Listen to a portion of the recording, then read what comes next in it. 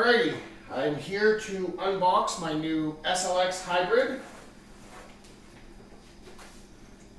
X3. This is the new simulator that I just got from Kickstarter. It's from our friends at Swing Logic to do the micro sim. So they've made simulators before.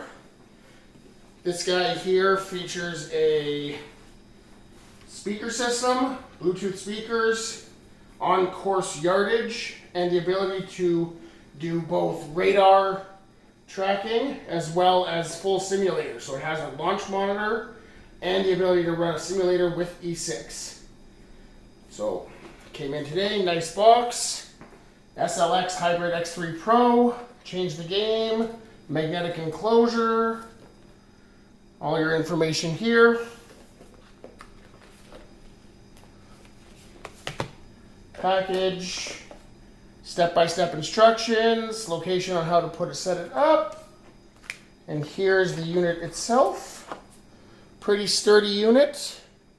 Still some more things in the box, but I'll get into that. So here's the unit itself.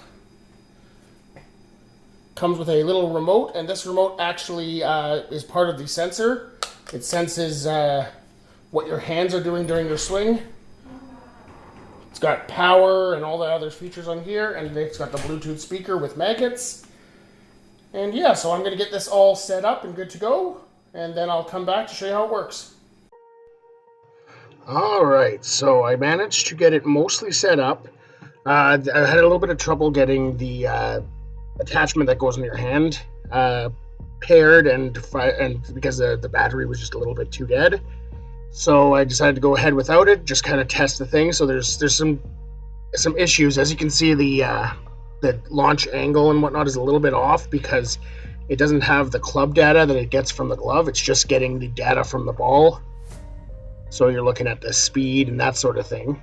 As you can see here, I have on the left side, I have the micro sim. On the right side, I have the Skytrak, and then top of Skytrak, bottom is micro sim, and I have the data right there in the middle. So I have the data for each of the shots. These are just some driver shots with a normal ball. The first shot was like bang on, pretty close to each other. The second shot, there's about a 20-yard difference, which could be because of the angle and that sort of thing, messing with the stats a little bit. The Skytrak, its ball data is estimated because it's a camera-based system, so it just kind of takes a couple of seconds of ball data and extrapolates from that, whereas the microsim uses, the SLX Hybrid uses actual radar data. So here I decided to move the whole hitting mat back a little bit to try and give the radar a little bit more time to track the ball before it hits the screen, see if that would increase the accuracy. And I also put the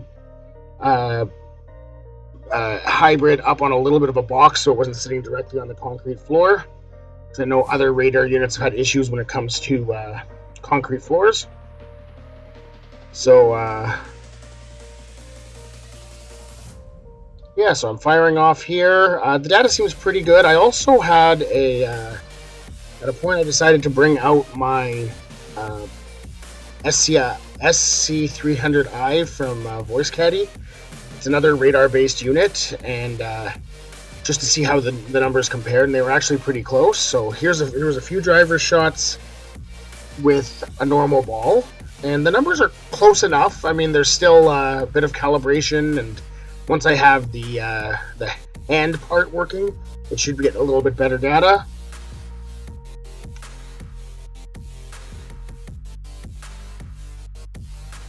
So I know a lot of people were asking about how the sim was going to work with almost golf balls, and I just happen to have a couple of almost golf balls. I know from previous experience and tests that the Skytrak can actually work pretty close to normal with the almost golf balls, because it's only taking a picture, so it only tracks the first couple of inches of its travel. So it tends to almost be able to be played like a real golf ball. You might lose a couple of yards, and that's about it.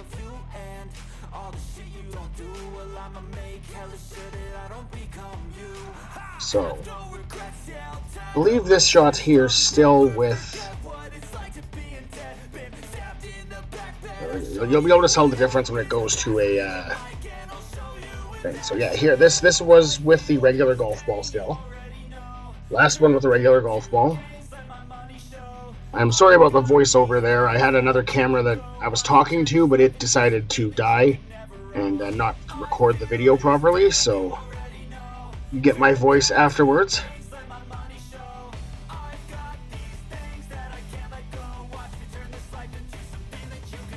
So as you can see, without the club direction data, every drive is going straight down the middle. With the hybrid, I keep wanting to say micro sim, but it's the hybrid. But so this was the first shot with the almost golf ball, and as you can see, there's like a 60-yard difference. So definitely, because of the radar unit, it's not picking up this normal ball speed, and therefore it's kind of shortening the distance. You see here with another drive, similar thing. It goes much further with the Skytrak. Now that doesn't mean that you can't use the almost golf balls. One of the nice things is the fact that the hybrid actually has the ability to calibrate the club. So if you would actually go through and swing with an almost golf ball and a normal golf ball and kind of figure out your difference, you can adjust for the difference, so you can increase the distance on your driver and irons accordingly based on what you learn. So you can actually probably play pretty good with an almost golf ball. Just you need to tweak the configuration a little bit. So here I'm going to move to a 9-iron. See how that changes up things. Going to do a few shots with a regular golf ball and then some almost golf balls at the end, just to see the difference.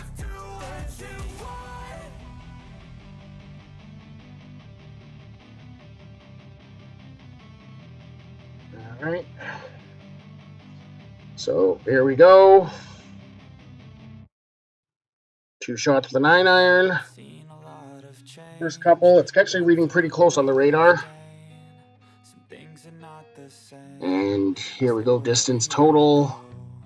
And for some reason, that one really had a huge 9-iron. 152 is a bit more than I normally hit a 9-iron. So there was a bit of a miscalculation there. Like this is very much a first look, so there's a lot of stuff that needs to be figured out, and the glove attachment wasn't working, so it wasn't getting the data from that. But you do see that this one here is bang on, almost exactly the same between the two of them. And that's without the data, so get that thing in, it'll probably be a lot closer to real life.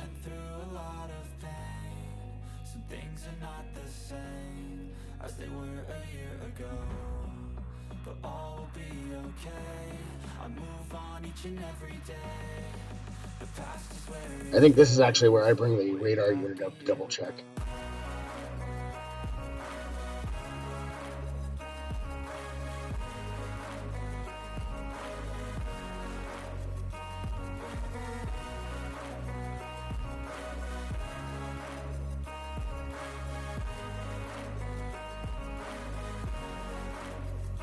I wish I had recorded audio, because then you'd be able to hear the voice caddy talking like 140 yards.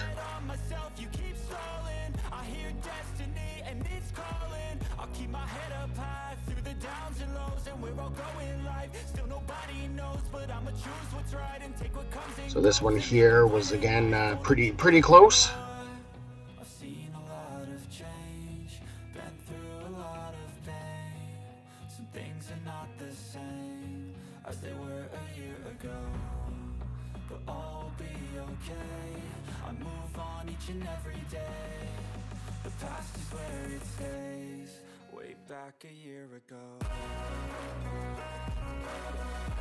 This one, a little bit of a difference, but it's so hard to tell with the machine only having half the data, right? So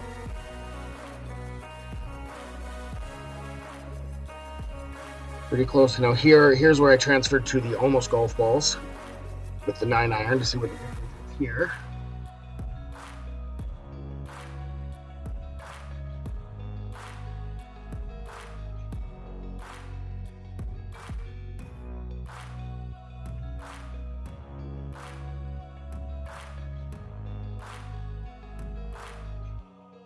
Way back a year ago.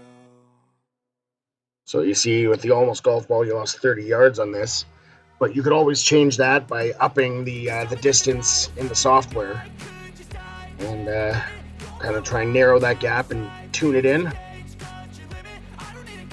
So this was a bit of a weird situation here. The Skytrak didn't actually record this shot. Skytrak missed it. So, and that Skytrak tends to have trouble with some of the more lofted clubs. You'll get a lot more misreads or just not reading it at all.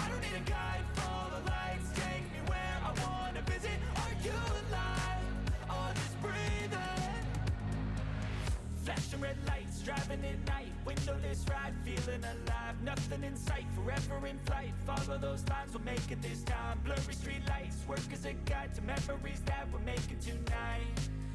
So again, about a 30-yard difference. So pretty consistent with the almost golf balls that they have about the same difference in distance. So if you were to crank up your 9-iron or whatever your irons 30 yards, you could actually probably use it. So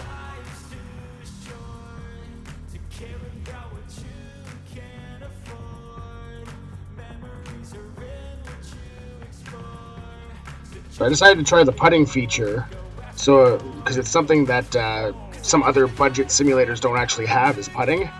And again, without the distance data, it's just going to be getting ball data. So I set up putting on both the E6 softwares.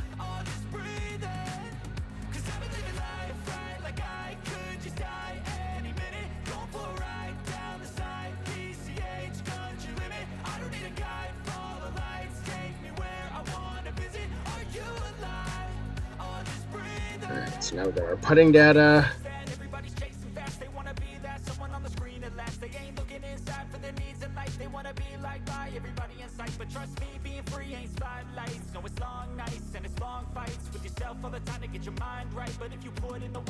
So looking at 20-foot putts, just want to kind of see how they go. And I've gotten a little used to putting on this thing, so I kind of know that it's somewhat accurate,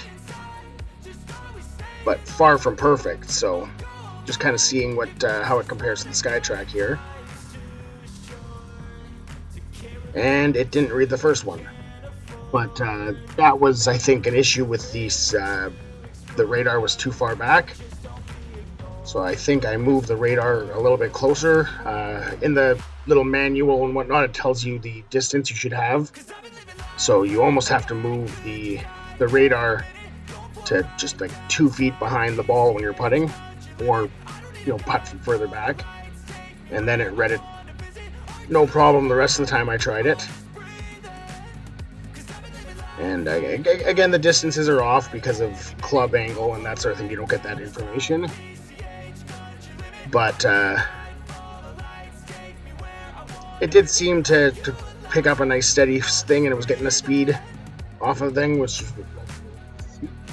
so that's good. Looks like the putting is going to be playable. I know with the Fi Golf, the putting is just completely useless.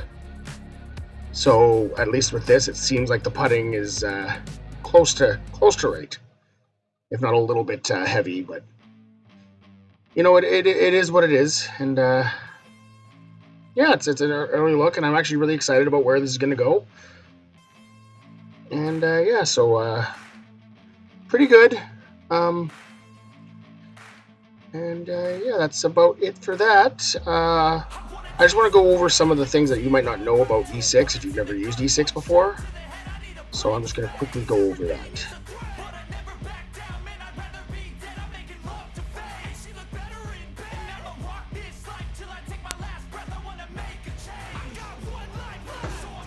Alright, so here's the E6 website, and it has a ton of great information. This is one cool thing. It's got this portal at E6, where you can actually go through and you can go through all of your rounds of golf or practice sessions like this.